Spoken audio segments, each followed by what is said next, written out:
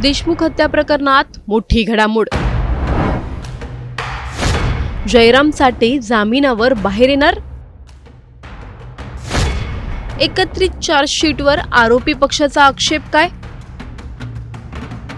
बीड जिल्ह्याला हादरवून सोडणाऱ्या सरपंच संतोष देशमुख हत्या प्रकरणात आज न्यायालयात महत्त्वपूर्ण सुनावणी पार पडली।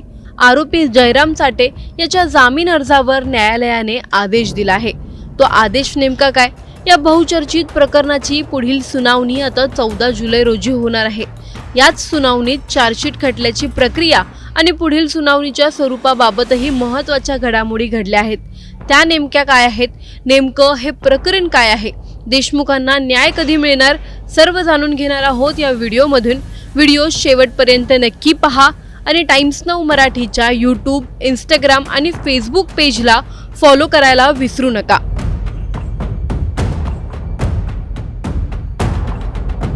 सरपंच संतोष देशमुख हत्या प्रकरणात आज न्यायालयात झालेल्या सुनावणीकडे संपूर्ण राज्याचं लक्ष लागलं होतं। या सुनावणीत आरोपी जयराम साठे याने दाखल केलेला जामीन अर्ज न्यायालयाने फेटाळून लावला। त्यामुळे या प्रकरणातील आरोपींना कोणताही दिलासा मिळालेला नाही। दरम्यान या प्रकरणात तपास यंत्रणांकडून दाखल करण्यात आलेल्या एकत्रित चार्जशीटवर आरोपी पक्षाने आक्षेप घेतलाय। न्यायालयात दाखल केलेल्या अर्जाद्वारे ही एकत्रित चार्जशीट नामंजूर करण्यात यावी अशी मागणी आरोपी पक्षाकडून करण्यात आली आहे। तसेच या प्रकरणाशी संबंधित 3 वेगवेगळ्या गुन्ह्यांसाठी स्वतंत्र चार्जशीट दाखल करण्यात यावी असा आणखी एक अर्जही न्यायालयात सादर करण्यात आलाय। यावर सरकारी पक्षाने सविस्तर भूमिका मांडत आरोपी पक्षाच्या मागण्यांना विरोध केला। तपास प्रक्रियेनुसार दाखल करण्यात आलेली चार्जशीट योग्य असल्याचे सरकारी पक्षाने न्यायालयाला सांगितलं। यासोबतच या प्रकरणाची सुनावणी आणखी लांबू नये, खटल्याचा विलंब होऊ नये आणि न्यायालयीन प्रक्रिया वेगाने पुढे जावी यासाठी विनाविलंब सुनावणी सुरू करण्याची मागणीही सरकारी पक्षाने केली।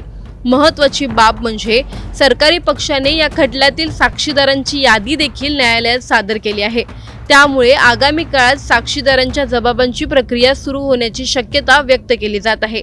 तसेच यापुढे देशमुख हत्या प्रकरणाची सुनावणी नियमित आणि नित्यनियमाने व्हावी अशी स्पष्ट भूमिका सरकारी पक्षाने न्यायालयासमोर मांडली। आता 14 जुलै रोजी होणाऱ्या पुढील सुनावणीकडे सर्वांचं लक्ष लागलं आहे। न्यायालय आरोपी पक्षाच्या अर्जाबाबत काय निर्णय घेणार? चार्जशीट संदर्भातील वादावर काय भूमिका घेणार? आणि सर्वात महत्त्वाचं म्हणजे या बहुचर्चित प्रकरणाच्या सुनावणीला आता प्रत्यक्ष वेग मिळणार का? याकडे संपूर्ण महाराष्ट्राचं लक्ष लागून राहिलं आहे। आरोपी जयराम साठेचा जामीन अर्ज फेटाळल्याने खटल्यावर नेमका काय परिणाम होणार? आरोपी पक्षाने एकत्रित चार्जशीटला विरोध का केला? 3 स्वतंत्र चार्जशीटची मागणी करण्यामागे नेमकं कारण काय? सरकारी पक्षाने सादर केलेल्या साक्षीदारांच्या यादीत कोणाकोणाचा समावेश आहे? या प्रकरणाची नियमित सुनावणी सुरू झाल्यास खटला किती वेगाने पुढे जाऊ शकतो? 14 जुलैच्या सुनावणीत न्यायालय कोणते महत्त्वाचे निर्णय देऊ शकतं? संतोष देशमुख हत्या प्रकरणात आणखी कोणते नवे पुरावे समोर येणार का? आरोपी पक्षांच्या अर्जावर न्यायालयाची भूमिका काय असेल? या प्रकरणात न्याय मिळवण्यासाठी आणखी किती काळ लागणार? संपूर्ण महाराष्ट्राचं लक्ष वेधून घेतलेल्या या खटल्यात पुढची सर्वात मोठी घडामोड कोणती ठरणार? या प्रकरणी तुम्हाला नेमकं काय वाटतं? आम्हाला कमेंटमध्ये नक्की कळवा। व्हिडिओ आवडल्यास लाईक व शेअर करायला विसरू नका। तसंच अशा नवनवीन अपडेट्ससाठी आणि माहितीपूर्ण व्हिडिओजसाठी टाइम्स नाऊ मराठीला नक्की फॉलो करा।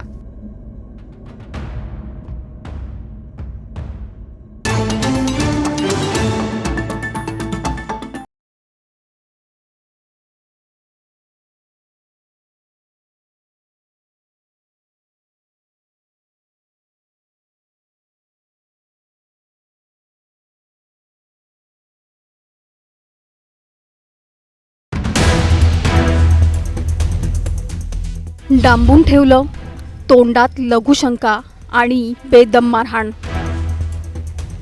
ऊसतोड मजुराचं अपहरण, 4 दिवस अमानुष छळ। बीडमध्ये सरपंच संतोष देशमुख प्रकरणाची पुनरावृत्ती। एका ऊसतोड मजुराचं अपहरण होतं। तब्बल 4 दिवस त्याला कैद करून बेदम मारहाण केली जाते आणि एवढ्यावरच न थांबता त्याच्या तोंडात लघुशंका केल्याचाही गंभीर आरोप होतो। बीड जिल्ह्यातील गेवराई तालुक्यात घडलेल्या या धक्कादायक घटनेने संपूर्ण महाराष्ट्र हादरलाय। या क्रूरतेमुळे अनेकांना बीडमधील गाजलेल्या संतोष देशमुख प्रकरणाची आठवण होतेय। नेमकं काय घडलंय त्या ऊसतोड मजुरासोबत, त्याचं अपहरण नेमकं का करण्यात आलं आणि बीडमध्ये अशा घटना पुन्हा पुन्हा का घडतायत, जाणून घेऊया या सविस्तर रिपोर्टमधून। त्यासाठी हा व्हिडिओ शेवटपर्यंत पहा आणि टाइम्स नाऊ मराठीला लाईक, फॉलो आणि सबस्क्राईब करा। बीड जिल्हा पुन्हा एकदा एका गंभीर गुन्ह्यामुळे चर्चेत आलाय। गेवराईतील उमापूर गावात ऊसतोड मजूर देवीदास कापसे यांच्यावर झालेल्या अमानुष अत्याचाराने संपूर्ण जिल्ह्यात संताप व्यक्त होतोय। उचल परत देण्याच्या वादातून त्यांचे अपहरण करण्यात आले आणि 4 दिवस त्यांना एका ठिकाणी डांबून ठेवून क्रूर मारहाण केल्याचा आरोप आहे। पीडित कुटुंबाच्या म्हणण्यानुसार मुकादम गणेश थोरात आणि त्यांच्या काही सहकाऱ्यांनी देवीदास कापसे यांना जबरदस्तीने नेलं। त्यानंतर त्यांना बाहेर कुणाशीही संपर्क करू दिला नाही। या 4 दिवसात त्यांना सतत मारहाण करण्यात आली। एवढंच नाही तर त्यांचा अपमान करण्यासाठी त्यांच्या तोंडात लघुशंका करण्यात आल्याचा गंभीर आरोप आहे। या आरोपांमुळे संपूर्ण परिसरात संतापाचं वातावरण निर्माण झालंय। देवीदास कापसे यांच्या कुटुंबियांनी त्यांचा शोध सुरू केला। मुलगा बेपत्ता झाल्याचं लक्षात आल्यानंतर त्यांच्या आईने गेवराई पोलीस ठाण्यात धाव घेतली। मात्र सुरुवातीला पोलिसांनी तक्रार नोंदवून घेतली नसल्याचा आरोप कुटुंबियांनी केलाय। या आरोपांमुळे पोलिसांच्या भूमिकेवरही प्रश्नचिन्ह उपस्थित झालंय। त्याला घेऊन या, केस काय घेत नाही, मी त्याला मारल्यावर गेले, मला त्याने बाहेर काढलं आणि ते म्हणले हे पैसे घेतलेले आहेत। म्हणलं पैसे घेतलेले आहेत पण किती ते मला माहिती नाही। आणि मग मला म्हणले काय चिचूक आहेत का, त्याला मारलं तर मारलं, अजून मारायला पाहिजे। तर मी म्हणलं असं नका म्हणू सर, त्याला मारून खांडूच्या रोड टाकले। पोलिसाला बोलायचं कधी मला माहिती नाही, काही करू मी तिथं कोरडी पडे, मला चक्कर आली तरी मला त्या पियाने बाहेर हाकलून दिलं। मागून त्या मॅडमने ढकलेले, बाई कलमा करू नको। मी म्हणते अगं माझा मुलगा आणून द्या, तुमचं काय आहे मी देते ना। ते म्हणते तुम्ही बाहेर व्हा। दरम्यान या घटनेची माहिती मिळाल्यानंतर स्थानिक सरपंचांनी मध्यस्थी केली। त्यानंतर देवीदास कापसे यांची सुटका झाली आणि त्यांना गंभीर जखमी अवस्थेत बीडच्या शासकीय रुग्णालयात दाखल करण्यात आलं। सध्या त्यांच्यावर उपचार सुरू असून त्यांच्या प्रकृतीवर डॉक्टरांचं लक्ष आहे। या घटनेनंतर ऊसतोड मजुरांच्या सुरक्षेचा प्रश्न पुन्हा एकदा ऐरणीवर आलाय। प्रत्येक वर्षी हजारो मजूर उचल घेऊन परराज्यात ऊस तोडीसाठी जातात। मात्र आर्थिक व्यवहारांमधून निर्माण होणारे वाद अनेकदा गंभीर स्वरूप धारण करतात। याआधीही अशा घटनांच्या तक्रारी समोर आल्यात। त्यामुळे मजुरांच्या संरक्षणासाठी प्रभावी यंत्रणा आहे का, हा प्रश्न पुन्हा उपस्थित झालाय। दरम्यान या प्रकरणातील आरोपांमधील क्रूरतेमुळे अनेकांना बीडमधील गाजलेल्या संतोष देशमुख प्रकरणाची आठवण होतेय।